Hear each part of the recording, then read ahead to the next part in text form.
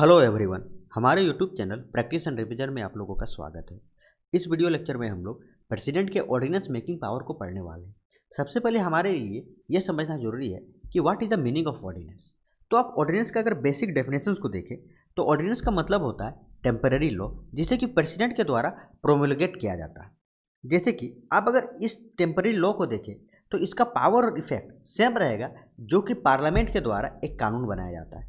अगर पार्लियामेंट ने एक एक्ट बनाया, अगर आप उसके पावर्स को देखें, अगर आप उसके इफेक्ट्स को देखें तो इसका इफेक्ट और प्रेसिडेंट के द्वारा बनाया हुआ जो ऑर्डिनेंस है इसका इफेक्ट, दोनों के पावर और दोनों के इफेक्ट सेम रहेंगे।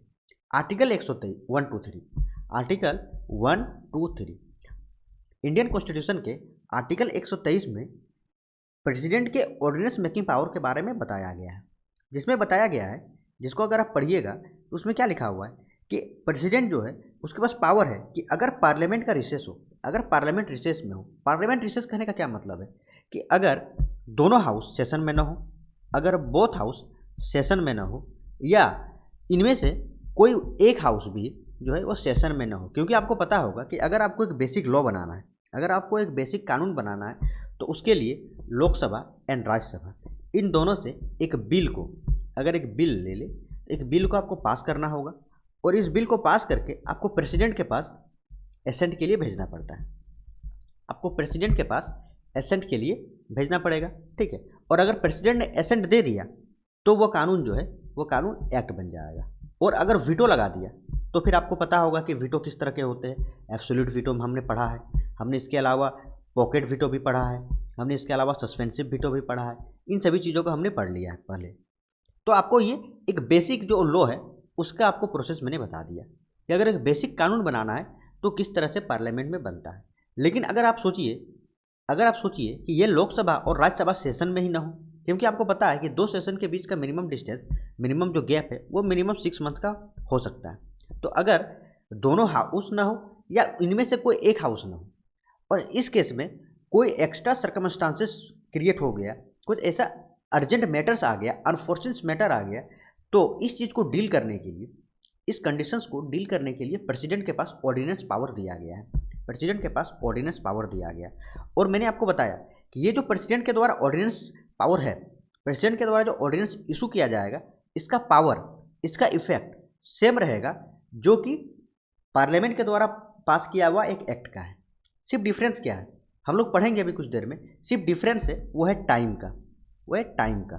इस चीज़ को हम लोग कुछ देर में पढ़ने वाले हैं। तो बेसिक मैंने आपको बता दिया कि क्या किस तरह से ऑर्डिनेंस है और इसके किस केसेस में इस ऑर्डिनेंस को लगाया जाता है। अब हम लोग समझते हैं कि इस ऑर्डिनेंस के कुछ लिमिटेशंस भी हैं। क्या क्या लिमिटेशंस है? ऐसा नहीं है कि प्रेसिडेंट हर कंडीशंस में जब मन करे तब ऑर्डिनेंस इशू कर दें, नहीं। मैंने आपको बताया, जो पहला केस बताया कि बोथ हाउस सेशन में ना हो या इनमें से कोई एक हाउस, जो लोकसभा और राज्यसभा में से कोई एक हाउस सेशन में ना हो, तो इस कंडीशंस में आप ऑर्डिनेंस को इशू कर सकते हो। प्रेसिडेंट जो है वो ऑर्डिनेंस को इशू कर सकता है। मीन्स आप एक चीज़ कह सकते हो कि प्रेसिडेंट का जो ऑर्डिनेंस पावर है वो पैरेलल पावर ऑफ लेजिस्लेचर नहीं है। समझ रहे हैं? पैरेलल पावर मीन्स क्या हुआ? पैरेलल पावर, इसका मतलब कि एक तरफ Lok Sabha and Rajya Sabha means parliament कानून बनाए और इधर से आपको पता चलेगा कि प्रेसिडेंट कानून बना दे, ठीक है, ऑर्डिनेंस के थ्रू। नहीं, ऐसा नहीं हो सकता। जब इन दोनों में से कोई एक सेशन में ना हो या दोनों सेशन में ना हो, उसी केस में प्रेसिडेंट अपना ये जो एक्स्ट्रा पावर है, एक्स्ट्रा लेजिस्लेचर का पावर है, इसको यूज करके ऑर्डिनेंस इशू कर सकता है ताकि अनफॉर्चुनेट एंड अर्जेंट मैटर से डील किया जा सके। इतना आप लोग समझ गए होंगे। अब हम लोग सेकेंड आते हैं और आप समझिए, अगर प्रेसिडेंट ने ऑर्डिनेंस इशू किया, ठीक है, तो क्या प्रेसिडेंट ने जो ऑर्डिनेंस इशू किया उसके लिए उनका प्रेसिडेंट का सेटिस्फैक्शन जो है, सेटिस्फैक्शन मीन्स क्या? आप समझिए कि प्रेसिडेंट के द्वारा कोई मेलाफाइड इंटेंशन तो नहीं है। मीन्स प्रेसिडेंट ने जो कंडीशंस लगाया कि ये अर्जेंट मैटर्स है, वो क्या रियल में अर्जेंट मैटर्स था कि नहीं था? समझ रहे? क्या ऐसा कोई ऑर्डिनेंस का इमीडिएट एक्शंस का जरूरत था? अगर इस चीज़ को आप जुडिशियल रिव्यू के लिए चैलेंज कर सकते हो, इस चीज़ को आप जुडिशियल रिव्यू के लिए चैलेंज कर सकते हो। ये किसको किसको समझ में आया कि प्रेसिडेंट के सेटिस्फैक्शंस को, क्या कि प्रेसिडेंट का सेटिस्फैक्शन हो वो मेलाफाइड इंटेंशंस तो नहीं था।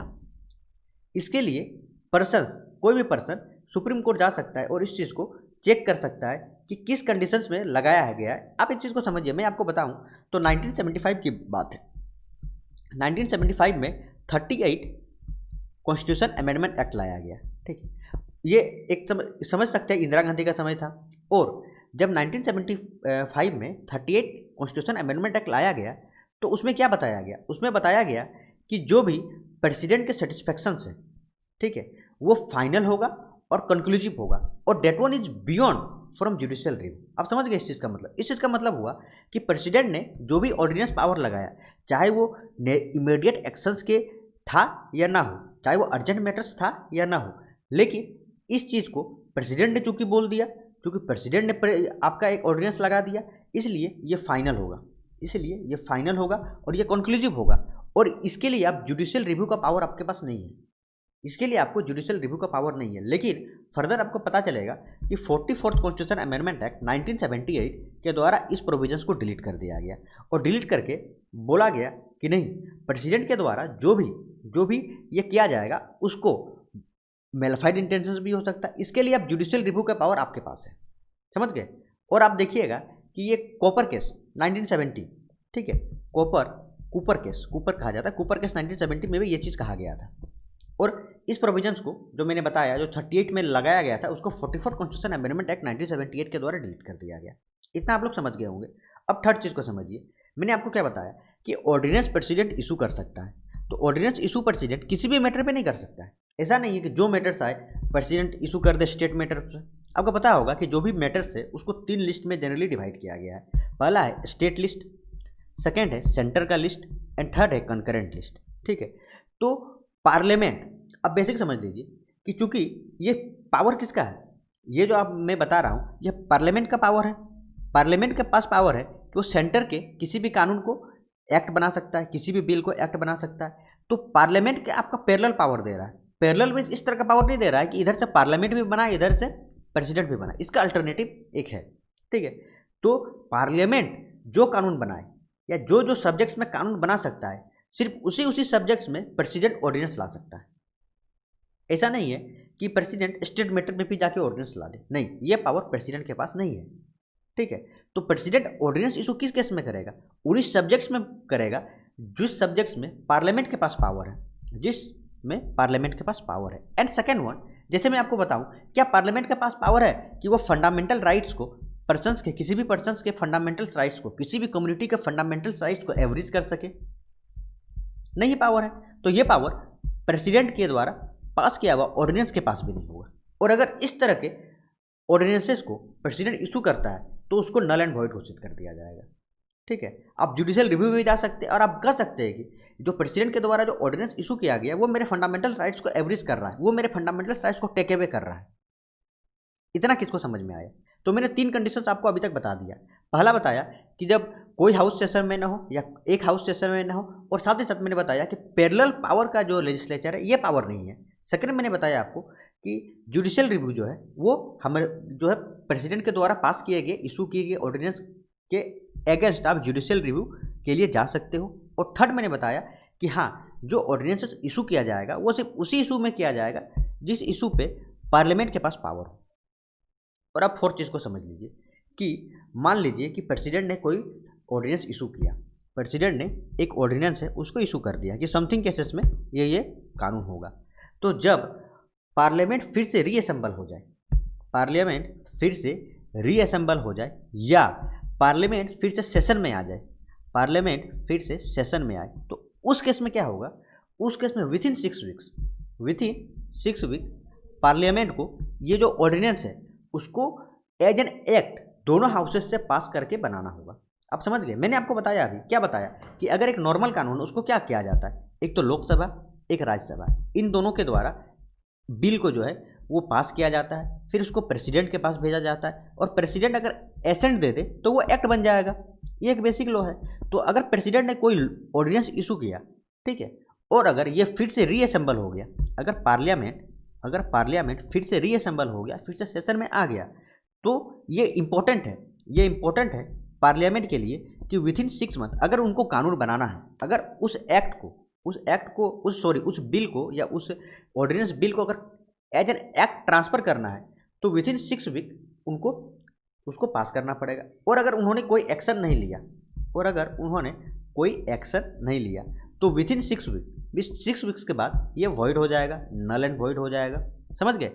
और पार्लियामेंट के पास ये भी पावर है कि वो इसको डिसएप्रूव कर दे कि जो प्रेसिडेंट ने पावर बनाया वो अब से ये नहीं होगा, ठीक है, वो अब से वैलिड नहीं है, ये भी पावर है। तो अगर मैं आपको पूछूं क्या मैक्सिमम गैप है, अगर एक ऑर्डिनेंस इशू किया तो उसका मैक्सिमम टाइम लिमिट क्या हो सकता है, तो समझ लीजिए 2 सेशंस के बीच मैंने क्या बताया, 6 मंथ का गैप बताया कि पार्लियामेंट का एक सेशन मैक्सिमम ये हो सकता है। और इसके बाद ये मान लीजिए इस डे पे रीअसेंबल हो गया, इस डेट पे रीअसेंबल हो गया, तो इसके बाद आपके पास 6 वीक का पावर है। इतना दिन तक प्रेसिडेंट का जो ऑर्डिनेंस है वो मैक्सिमम जो है वो रह सकता है, उसके बाद नहीं रहेगा। और अगर मान लीजिए कि पार्लियामेंट चाहे तो इस 6 वीक्स से पहले भी इसको डिसअप्रूव कर सकता है। समझ रहे हैं। और आपको पता है कि जो मैंने बताया सेशन वो 6 मंथ मैक्सिमम गैप है, इससे पहले भी पार्लियामेंट सेशन में आ सकता है। तो 6 मंथ प्लस 6 वीक ये आप लोग को समझ में आ गया होगा, ठीक है, कि क्या क्या पावर्स है और क्या क्या ये आ रहा है। और मैंने आपको ये भी चीज़ बता दिया कि पैरेलल पावर लेजिस्लेचर नहीं है, ये सब चीज़ें आपको याद रखना पड़ेगा। ये सिर्फ स्टेटमेंट में आ सकते हैं कि पैरेलल पावर लेजिस्लेचर नहीं है। और साथ ही साथ अगर कोई भी ऑर्डिनेंसेस बनाया जाता है जो कि मैंने जो बताया आपको कि पार्लियामेंट के द्वारा कानून के बाहर हो, कि पार्लियामेंट उस चीज़ पे लॉ नहीं बना सकता है, तो प्रेसिडेंट भी उस चीज़ पे ऑर्डिनेंस नहीं बना सकता है। समझ गए। चलिए अब हम लोग कुछ और चीज़ों पे आ जाते हैं कि मान लीजिए कि प्रेसिडेंट को जो मैं बात कर रहा हूँ कि प्रेसिडेंट जो ऑर्डिनेंस लगाएगा, प्रेसिडेंट के द्वारा अगर मान लीजिए कोई ऑर्डिनेंस लगाया गया तो इस चीज़ को समझिए कि अगर उसको विड्रॉ करना है, प्रेसिडेंट अपने डिस्कशन से भी विड्रॉ कर सकता है कि प्रेसिडेंट को लगे कि ऑर्डिनेंस लगा दे, अब इसका ज़रूरत खत्म है और अभी पार्लियामेंट असेंबल नहीं हुआ, ठीक है, रीअसेंबल नहीं हुआ है, तो या तो रीअसेंबल हो भी गया है तो उस बीच अगर प्रेसिडेंट चाहे तो उसको हटा सकता है, फर्स्ट चीज़। लेकिन इसके लिए एक इंपॉर्टेंट केसेस है कि पार्लियामेंट चाहे वो ऑर्डिनेंस लगाए, चाहे वो ऑर्डिनेंस को हटाए, चाहे वो जो मैं बता रहा हूँ ऑर्डिनेंस को प्रोमोलगेट करे, चाहे जो इस ऑर्डिनेंस है उसको वो ख़त्म करें, ठीक है, विड्रॉ करें, उन दोनों केस में prime minister led by council of minister, ठीक है, इसके जो है आप समझ सकते हैं कि डिस्कशन के साथ ही लगा सकता है। मीन्स ये कोई प्रेसिडेंट का डिस्कशनरी पावर नहीं है, ऑर्डिनेंस जो है प्रेसिडेंट का डिस्कशनरी पावर नहीं है। विद आप जो है prime minister plus council of minister से आप वार्तालाप करके आप सजेशन लेके आपको ये चीज़ करना होता है, ठीक है। इसके साथ ही और एक चीज़ आपको समझना बहुत ही ज़्यादा इंपॉर्टेंट है कि देखिए जो भी ऑर्डिनेंसेस प्रेसिडेंट के द्वारा लागू किया जाएगा, जो भी ऑर्डिनेंस उसको जो है वो आप जो है रेट्रोस्पेक्टिव डेट से आप उसको एक्ट कर सकते हो। रेट्रोस्पेक्टिव मतलब क्या हो गया कि मान लीजिए कि आज का डेट में आज समथिंग एक्स मतलब जो मैं बताता हूँ डेट मंथ एंड वाई ये आपका आज का दिन है। तो आज अगर कानून पास किया जा रहा है इसका मतलब ये नहीं कि ये कानून जो है वो आज या कल से, आप चाहे तो 1 साल पहले से भी आप इस चीज़ को रेट्रोस्पेक्टिव इसी को कहते हैं कि आप उस डेट से जिस डेट से नोटिफिकेशन निकाला गया है और जिस डेट को इशू किया गया है ये डिफरेंट हो सकता है, आप उससे पहले भी जाके आप उस कानून को उस एक्ट को आप पास कर सकते हो। ये एक रेट्रोस्पेक्टिव व्यू है, इस चीज़ को लागू किया जा सकता है। एंड एक बहुत इंपॉर्टेंट चीज़ है कि आप ऐसा नहीं है कि ऑर्डिनेंस के द्वारा कॉन्स्टिट्यूशन अमेंडमेंट ही कर दो, ये पावर नहीं है। मैंने बताया ना कि जो पार्लियामेंट के पास पावर है कि कॉन्स्टिट्यूशन अमेंडमेंट कर सकता है, लेकिन ये ऑर्डिनेंस के द्वारा ये कॉन्स्टिट्यूशन अमेंडमेंट का पावर नहीं है कि आप ये नहीं कर सकते हो कि आप डायरेक्ट कॉन्स्टिट्यूशन में अमेंडमेंट ही कर दो ऑर्डिनेंस के द्वारा, तो नहीं, ये चीज़ आप नहीं कर सकते हो। और आप अगर ऑर्डिनेंस को देखो तो ऑर्डिनेंस इंडिया में एक बहुत ही इंपॉर्टेंट फीचर्स है, क्योंकि बहुत सारे ऐसे डेमोक्रेटिक कंट्रीज़ है जहाँ पे ऑर्डिनेंस पावर नहीं है। जैसे कि आप यूएसए ले लो, यूएसए भी डेमोक्रेटिक है, वहाँ आपका ऑर्डिनेंस नहीं। आप यूके के ले लो, वहाँ भी ऑर्डिनेंसेस नहीं है। तो डॉक्टर बी आर अम्बेडकर ने कॉन्स्टिट्यूशन असेंबली में कहा ये जो ऑर्डिनेंस का पावर है, ये जो ऑर्डिनेंस इशू करने का मैकेनिज्म है वो बहुत ही इंपॉर्टेंट है प्रेसिडेंट के एग्जीक्यूटिव पावर को, इससे बहुत ज़्यादा एक ये मिलता है। और आप समझ लीजिए क्यों किया गया, ताकि पार्लियामेंट जब सेशन में ना हो तो सडनली और इमीडिएटली कुछ सिचुएशन अगर अराइज हो जाए तो उस सर्कमस्टांसेस से निपटने के लिए ये ऑर्डिनेंस पावर प्रेसिडेंट को दिया जा रहा है, ये समझ गए। और एक चीज़ आप समझ लीजिए कि ऑर्डिनेंस पावर को आप ये मत समझ लीजिए कि आर्टिकल 352 इमरजेंसी का केस जो आप समझ रहे हैं कि नहीं, ये आपका जो मैं बोल रहा हूँ कि एक इमरजेंसी कंडीशंस आ जाए, जो सर्कमस्टांसेस आ जाए, तो हम लोग पढ़ते हैं कि आर्टिकल 352 जिसमें कि नेशनल इमरजेंसी लगाया जाता है, वो एक सर्कमस्टांसेस है, ठीक है। तो ठीक है, वो एक केस है, लेकिन अगर इमरजेंसी न भी हो और कोई अनदर सर्कमस्टांसेस क्रिएट हो जाए, ठीक है, उस केस में भी लगा सकता है। जैसे मैंने बताया आपको कि पार्लियामेंट सेशन में ना हो और ऐसा कुछ सर्कमस्टांसेस आ जाए, ठीक है, तो उसके लिए इमरजेंसी होना जरूरी नहीं है। क्योंकि बहुत सारे लोग समझते हैं कि इमरजेंसी मीन्स कि इमरजेंसी जो मैं बोल रहा हूँ, जो मैं एक्स्ट्रा सर्कमस्टांसेस बोल रहा हूँ, जो मैं आपको बोल रहा हूँ कि हाँ एक ऐसा कंडीशंस क्रिएट हो जाए, एक ऐसा कंडीशंस क्रिएट हो जाए कि ऐसा अर्जेंट मैटर्स क्रिएट हो जाए कि प्रेसिडेंट ऑर्डिनेंस लगा दे, ठीक है। तो उसका मतलब ये जरूरी नहीं है कि इमरजेंसी ही हो, इमरजेंसी उसमें से एक प्रोविजन है, लेकिन ये कोई जरूरी नहीं हो कि वो इमरजेंसी हो। इतना आप समझ गए। और मैंने आपको ये भी बता दिया कि प्रेसिडेंट किसी भी समय इस ऑर्डिनेंस को विड्रॉ कर सकता है और उसको लगाने का, इसको प्रोमुलेट करने का या विड्रॉ करने का ये पावर जो है, ये with the advice of prime minister led by council of minister, इसके एडवाइस से ही वो करता है, ठीक है। और रेट्रोस्पेक्टिव, मॉडिफाई और रिफिल ये सभी पॉसिबल है। और ये अमेंडमेंट किस तरह का नहीं कर सकता, कॉन्स्टिट्यूशन अमेंडमेंट जो है ऑर्डिनेंस के द्वारा किस तरह का नहीं किया जा सकता। और एक बहुत इंपॉर्टेंट एक जजमेंट है, उसको हम लोग लास्ट देख लेते हैं और इस टॉपिक को हम लोग खत्म करेंगे। एक इंपॉर्टेंट जजमेंट है डीसी वधवा केसेस, ठीक है। इस केस में क्या बताया गया, देखिए ये केस 1987 का बात है, 1987 का बात है। और बिहार में पाया गया कि 1967 टू 1981 इसके बीच बिहार के गवर्नर, ठीक है, बिहार का गवर्नर वहाँ पे था, तो उन्होंने क्या किया, 256 ऑर्डिनेंसेस इशू किया, ठीक है, इस ओनली 14 ईयर्स में।